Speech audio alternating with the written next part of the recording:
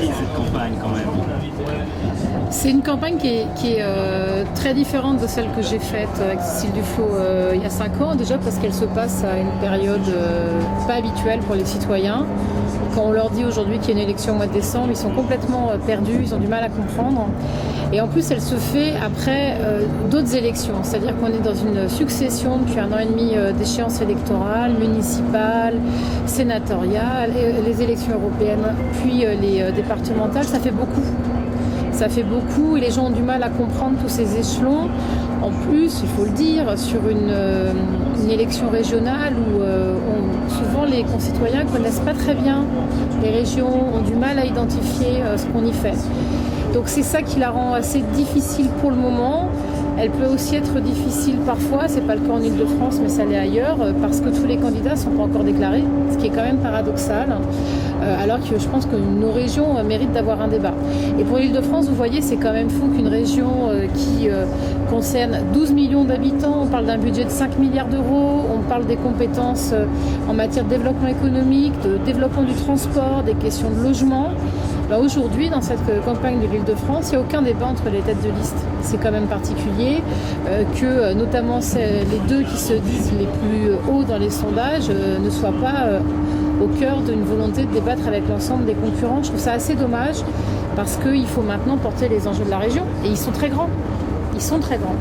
Et c'est vraiment phagocyté, comme le disait l'AFP, l'élection par le duel Barthelone-Pécresse. Je ne sais pas si elle est phagocytée. En tout cas, comme on s'y intéresse peu, de part et d'autre, du point de vue des électeurs, du point de vue médiatique, je pense que la simplicité, c'est que tout le monde aille vers, entre guillemets, les deux leaders de la campagne.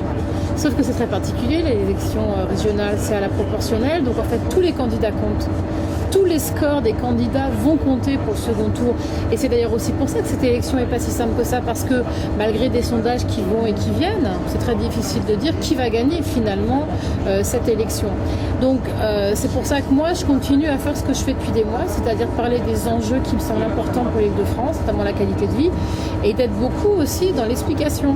J'étais vendredi dernier dans les transports, vendredi soir, j'ai discuté avec plein de gens sur déjà qui fait leur pass Navigo, qui a décidé par exemple de le mettre au même niveau pour tout le monde à 70 €.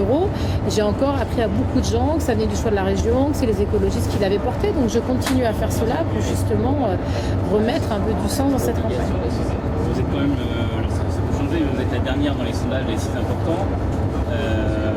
Vous l'expliquez comment ?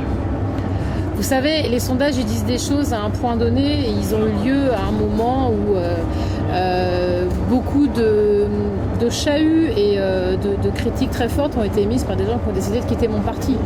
Donc moi, je peux comprendre qu'à ce moment-là, les franciliens qui ont été sollicités puissent se dire est-ce que vraiment ce parti va répondre à mes engagements ? Moi, je ne vacille pas par rapport au sondage. Je sais ce qu'on a été capable de faire dans cette région, qu'on l'a fait en allant à la rencontre des électeurs, en leur répondant très concrètement sur les questions de transport, les questions de logement, les questions de développement économique, et on continue.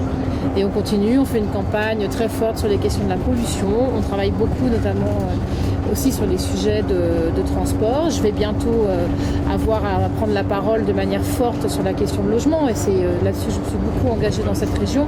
Donc on poursuit les choses et ce qui se passe aujourd'hui en octobre sera très différent évidemment dans 2 mois.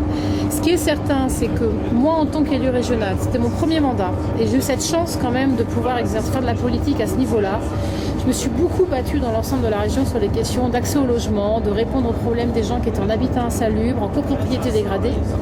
Et moi, je veux qu'on me parle des enjeux de la région. C'est ça l'objectif. Parce qu'à un moment, beaucoup de gens aimeraient parler d'autres sujets. La présidentielle, il suffit de voir comment le débat de la primaire est en train de phagocyter le débat chez les Républicains. Ou de parler du dernière année du mandat de François Hollande. C'est très bien tout ça, mais ce n'est pas le sujet des élections régionales.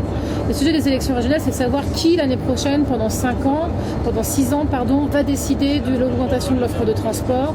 Est-ce qu'on va décider de faire plus pour l'environnement ou de faire moins ? Est-ce qu'on va décider de faire plus pour le logement, et notamment le logement abordable, ou moins ? Est-ce qu'on va donner plus de moyens de formation ou moins aux jeunes de notre région ?